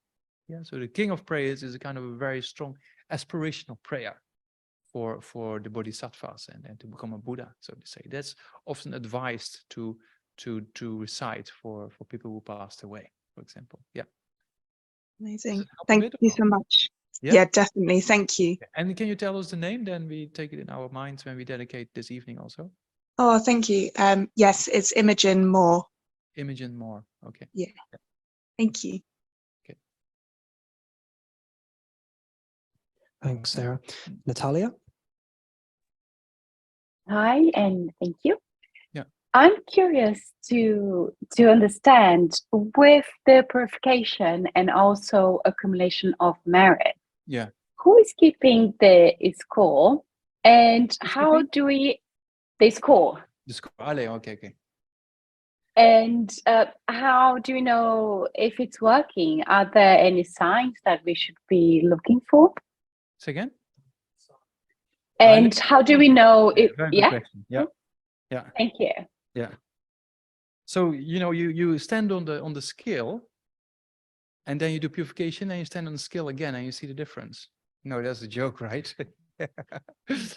No, it doesn't work like that, because it's a mental aspect, it's not physical, So there are signs, though. If you engage in long-term purification, there can be signs. For example, you dream about washing yourself, or you're dreaming about drinking white substance, white liquid, so there's various kind of, or a lot of things has to do with a lot of clean places, or you walk away, or you clean toilets, or you walk away from dirty places, that's kind of, that can be signs of a purification aspect, yeah. So that's kind of can come in a dream, yeah, people. And what also can happen is your mind becomes very, very depressed. Or you get a stomach ache, or you get a fever, or that also happens. Why does that happen? Because if you purify negative karma, right? So negative karma can get activated in the process.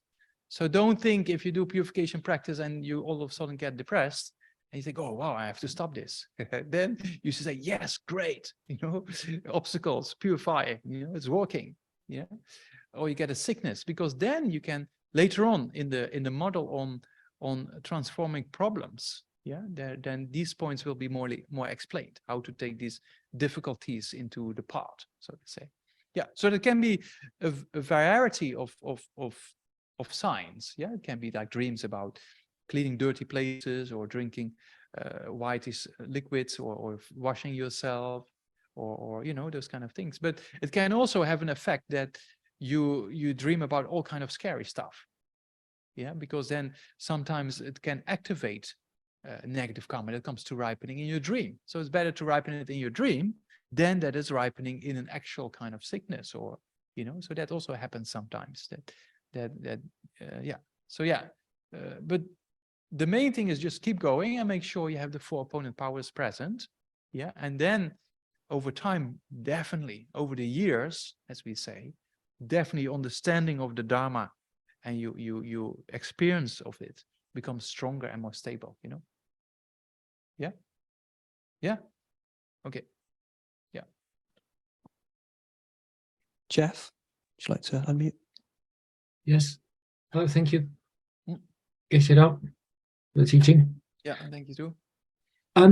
So I want to go back to what you said about that there are some people who say go into caves and become very isolated, and they go very deeply into meditation. And I've heard some people say, well, they go off into the caves.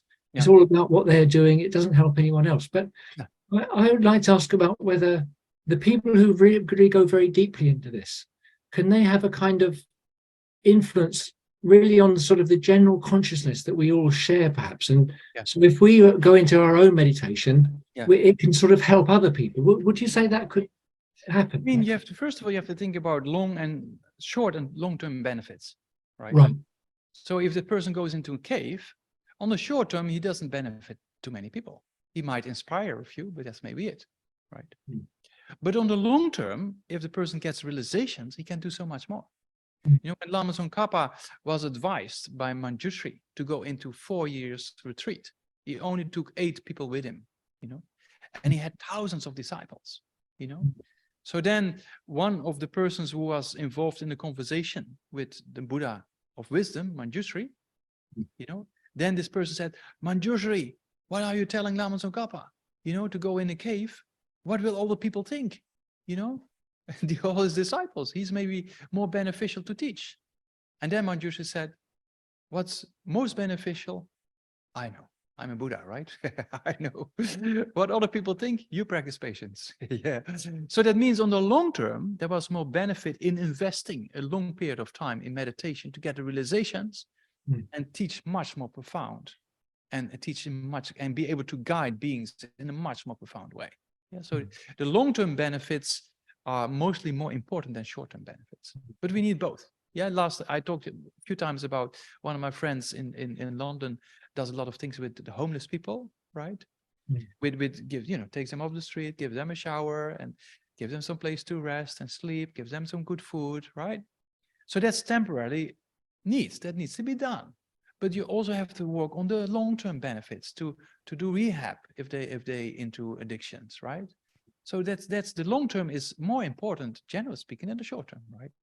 So that's why and one lifetime is nothing. So if you go one life in the cave and you get all the realizations, and next lifetimes you can help so many more beings, then that's maybe more beneficial, you know? So that's kind of what we then say, if you have the capacities to do that all, right? Yeah, so you have to see and check with your own teachers what's most beneficial at a particular time. Yeah. Great. Yes. Thank you. Thank you. Yeah. So maybe we see you in the cave then soon or not? Well, I don't know if it'll be me. Maybe I just hope to benefit from those that are doing it. Yeah, rejoice in them. Yeah. Yes. Thank you. Yeah. Thanks, Jeff. Anais. Thank you very much, Geshe, and hello to everybody. I have a few questions, actually, if it's possible. So the first one is, I have, so I don't have the ability, maybe yet, but I don't know, to visualize, like when I close my eyes, I cannot even look at an apple. Like if I have read that 3% of the population don't have this ability, and apparently I'm one of these people. So maybe this ability, I trust that maybe I will be able to develop it, but in the meantime, for me, visualization meditations become quite difficult because I am lost in, I try to connect with a feeling, but somehow I think I'm missing a part of this. Do you have any advice for this situation? Yeah. So visualization comes over time, right? It's a long-term process. You know, there's people will meditate on certain visualizations for years, 4 sessions a day. So there's not something you accomplish very quickly. You know, that's one aspect. So you have to know it's going to take time.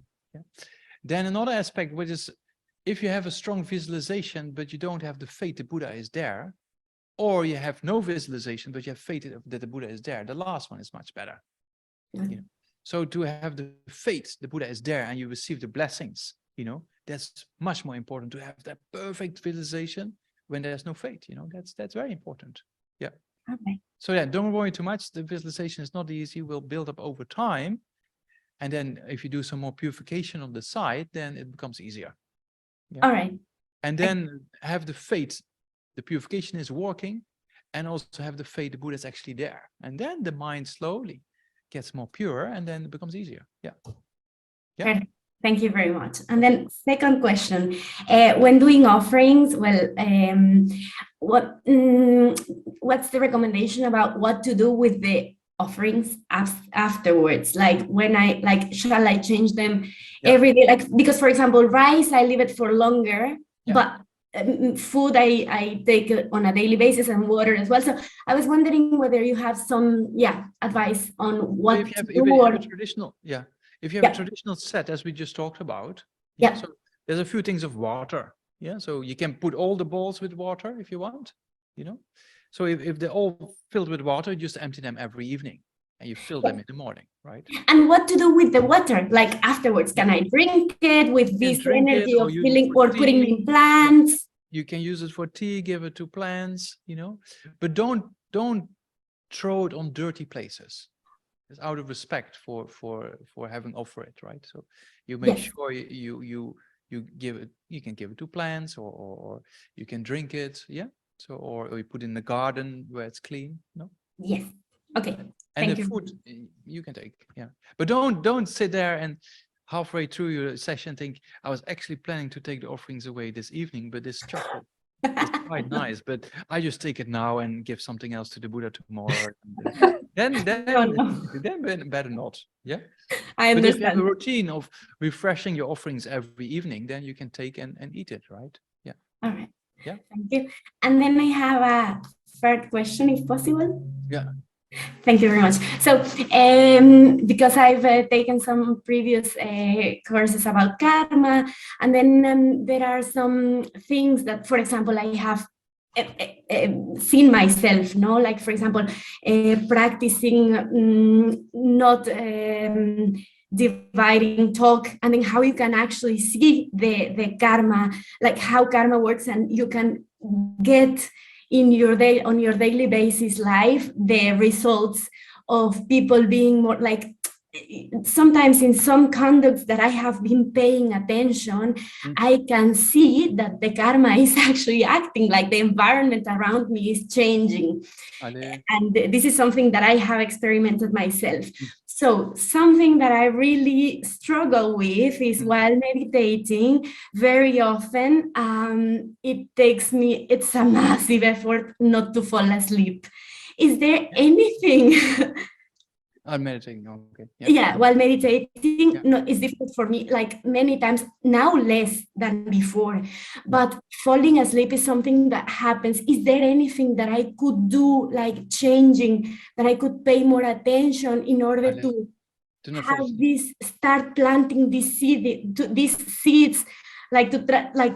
Okay. Yeah. We have all kind of habituation patterns, because normally before you start meditating, closing your eyes, you just, for yourself, you indicate it with sleep, right? The person who never meditates before, they think, oh, closing eyes means going to sleep, you know? So that habituation is not only strong in this life, but for many lifetimes. Yeah. So that means that when you, and then you relax a little bit, so it's very easy, especially when you're a bit tired, then the sleep comes, you know? So it's important to do in the morning, for example, after you have a good night's sleep. Yeah, then you rest it. It's easier. Yeah. All right. Another aspect is washing your face. Another aspect is not meditating too much. Another aspect is having some strong tea or coffee. Yeah, but that's very temporary, right? Because I used to do that as well, but now I stopped any caffeine, and it's actually for retreats is much better, you know. But yeah, it just boosts a little bit in the beginning, right? But yeah, so that means washing your face is much better. Try to think about when you visualize the Buddha, try to visualize the Buddha a bit higher than too low, right? Or imagine the Buddha is higher. But I don't, okay. Imagine, or do kind of what we do with the purification practice, spend some time on the white light, brighten things everything up, right? So there are a few techniques like that, but over time it becomes easier because you get habituated to this is meditation and not sleep. Yeah. Okay. Yeah. Thank you very much. That's it. Thank you very much. Yeah, and don't hang against the wall or put your head on. No. Thanks a lot. Yeah.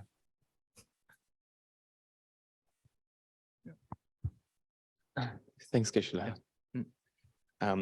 Today you've talked about the 6 preliminary practices, and I've been wondering, like, because I've been meditating for a couple of years, but I haven't really found the one, meditation that I do every day. So I wondered, for example, when it comes to maybe what we consider mindfulness, right? Like observing our thoughts, our feelings, our sensations in the body.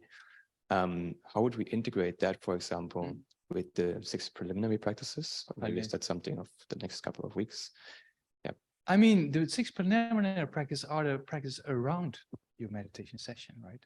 So if you do a contemplation on mindfulness training, or you do an concentration meditation, or you do an analytical meditation, right?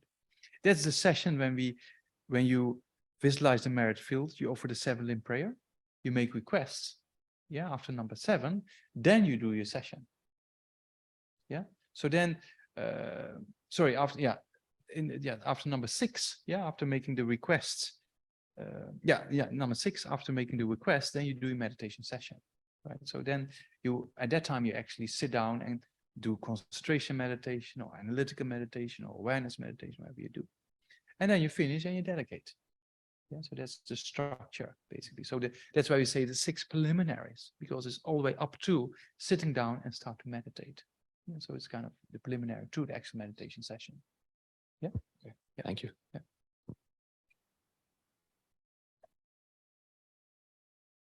Thank you, Geshe. I seem to have a mental block, some kind of block. Any visualization that involves light or anything that's like coming down my body, I can't do it. Have you got any suggestions? Then just think it's happening. You know what I said before. Just imagine it's coming. The light is coming. You know. Then, because in the beginning, visualization is not easy. That's just as we just already talked about. You know, but that comes over time. You know, but the fate is much more important than the actual very strong visualization. You know, so that's kind of same as you have a shower, or if you have really strong faith that you're purifying, then you're actually purifying, right? So that's kind of the most important aspect of the antidote, as we call it, you know, among the 4 opponent powers. Yeah. Thank you. Yeah. And in particular, if you combine it with later on with a prostration or with a mantra recitation or whatsoever, it becomes a more powerful force. You know, that it's not only the visualization itself, but you can also use a particular kasa purification practice, or vacuum you clean, or vacuum in your room, for example, right? So you do something actively, and then you have the strong intention that purifies, right? So that has a kind of an effect on the strong purification practice. Yeah, thank you. I'm intrigued by realizations. What are realizations? And also, where do you realize the realizations? Can you lose And a when you realization? realize, you have a realization. All right. Yeah. So a realization is, a realization is an aspect that you understand a particular level of reality. Let's put it that way. Yeah. For example, the impermanent nature of your body, right? We don't like to think about death and impermanence. Yeah. Most of the society is based upon living now and don't think about getting old and die. Right? Yeah. But that's going to happen. Yeah. So we have this kind of wrong view of we grasp towards permanence of ourselves, of our friends, of our family members. And then when they pass away, or when you pass away, it's difficult.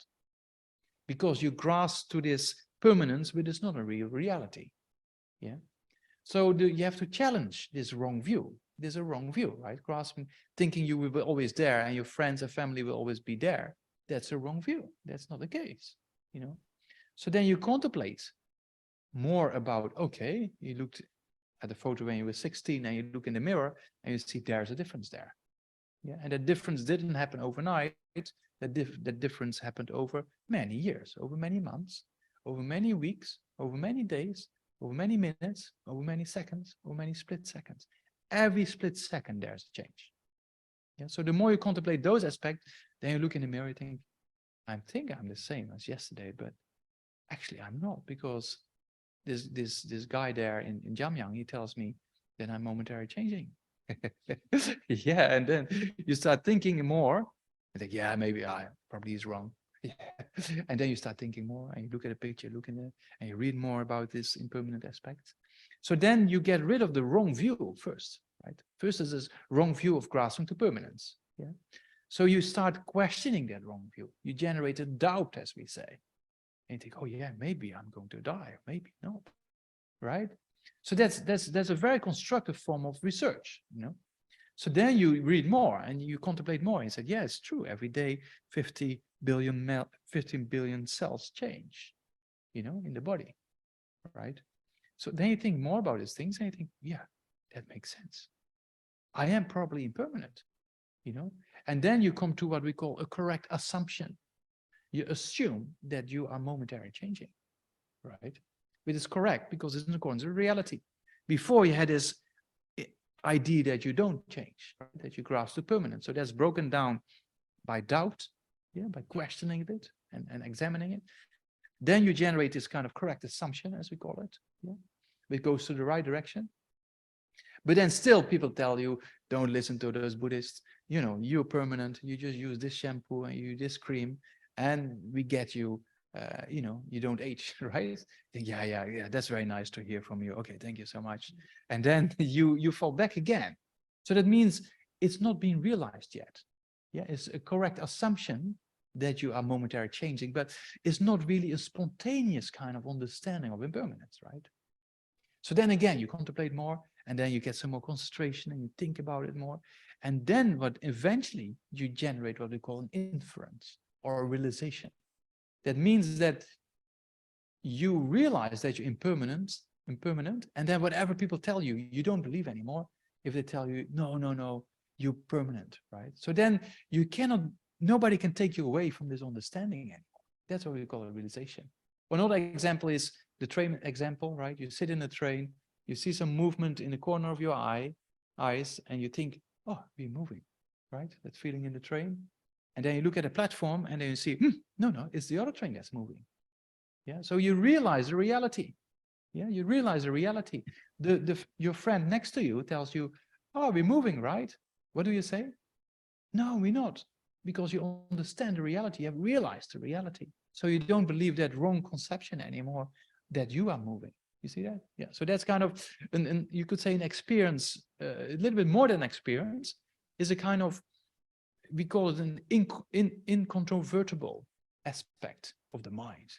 It's incontrovertible in the sense it doesn't change back anymore. You're completely convinced, and nobody can take you away from that view anymore. It's spontaneous. Even in your dreams, you know you're impermanent. Yeah, does it make sense? So it's a kind of an omnipresent. If it's not manifest, it's dormant. That insight is always with you. Yeah. That's what we call a realization. Yeah. Okay.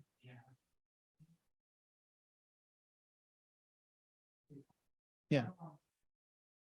Yeah.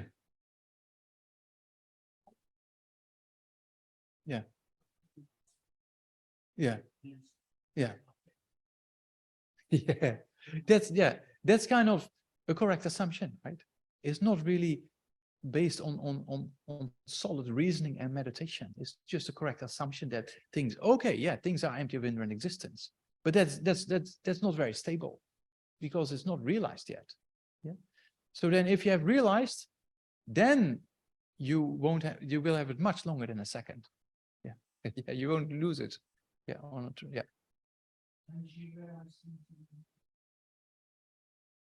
Realize things in your consciousness, and mainly in mental consciousness, and initially conceptual consciousness, because it's a reasoning based thought consciousness, right? It is conceptual, it is mental. Yeah. But also when that's from the point of view of impermanence and emptiness, right? But if you look at the color and the shape of the images here in the hall, that's your eye consciousness, right? So your eye consciousness actually realizes the colors and the shape. Yeah, because there's not a thought consciousness. Yeah, it doesn't think. Yeah, and that's why you can remember tomorrow very clearly, oh, this image looks like this, and that image looks like that, because the image was realized by your eye consciousness before. Yeah. So there's two types of perception, right? We have a sensory perception, which is kind of a direct perception, as we call it. Yeah. And we have mental consciousness. Yeah, that is a thinking process. Yeah. Yeah. Okay. Yeah. Then more? No, come on. The microphone is just running out of battery, know. that's all. I know. Abelardo, we're quite far over time. Can you ask your question very briefly? Yeah, extremely short and to the point. Okay. Yeah. I had a whole bunch of questions, but the main one is the most important one. Yeah. Okay. This came out in our revision session last week. It's about one's understanding of the Sangha, because what I understood is that the Sangha is a group of Arya beings. Yeah. Arya beings. But it's very hard to find Arya beings, and but I find so much refuge and support in this group, for example. You know that so. Support, yeah. Can this also be considered a Sangha? It's not really a Sangha from the point of view of actually taking a safe direction as refuge. It's just temporary. They help us, right? And that's also something to be respected, But in what we say in a technical way, we only can really trust a person when that person has a direct perception of emptiness, And not only that, that person can help us also to get a direct perception of emptiness. I don't know, in your group, there might be a person like that, I'm not sure. But if you ask questions, deep, profound questions about emptiness, if they capable of answering that or not, right? So that's also an aspect. If you think about a refuge that leads you all the way up to enlightenment, you need quite a few qualifications there, you know. But then on a conventional level, helping each other in discussions, then it's what we call Dharma friends, right? So the Dharma friends, we should have respect for them, because thanks to them also we learn and we discuss, right? So that's very important to discuss and learn from each other, but also respect each other in that way, yeah, because you learn a lot from each other, right? We just have one mind, but when you engage in a discussion, then you have different people with different minds and different ways of thinking, and that sometimes gives more clarity, you know? Yeah. That's great. Yeah. And I thank you, all of you. I really appreciate all of you as my Dharma friends and all my friends. Yeah. Same for us to you. Yeah. Okay. So that's dedicated to all our Dharma friends here and online and in UK, in Spain, and the whole rest of the world, everywhere. Yeah. So try to also dedicate for all those beings to quickly get the realizations to the part of enlightenment. Yeah, so that's one thing. Yeah, Sarah's friend. Yeah. Imogen, yeah, also Sarah's friends who passed away recently, and also all the beings who passed away recently to quickly meet, you know, the Buddhas like Chandrazik and of Avalokitesvara and Amitabha, to lead them to the Pure Lands, yeah, or that they quickly achieve presumed rebirth, and either way meet these kind of spiritual paths and quickly progress on state of path to enlightenment, right? So that's also important to pray in that direction and ask the Buddhas for help in that way, and then because we have a connection with those people who passed away, so we create a kind of connection with the Buddhas for them to be guided to stages of happiness all the way up to liberation and enlightenment, right? So that's also what we try to pray for as well. Yeah, so to take that all into account, then we recite the dedication prayers. Yeah. Dagi jin sabe gewa di tendang joa kinda gambe. Keba jason lozan drapa yi tembe nyingpo rindu zaje. May the glorious Guru's life be long and stable, and may all beings equally sustain and happiness. And may I and others, without exception, equate merit and purify negativities, and may be blessed to quickly attain Buddhahood.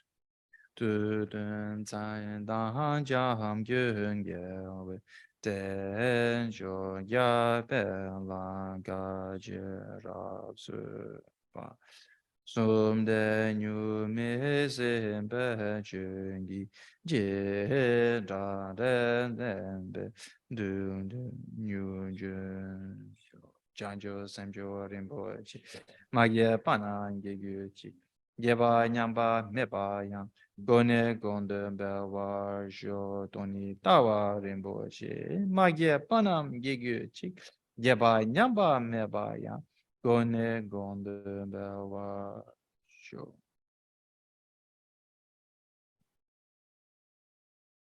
Okay, thank you so much, all my Dharma friends, and then see you next week. Yeah. Okay.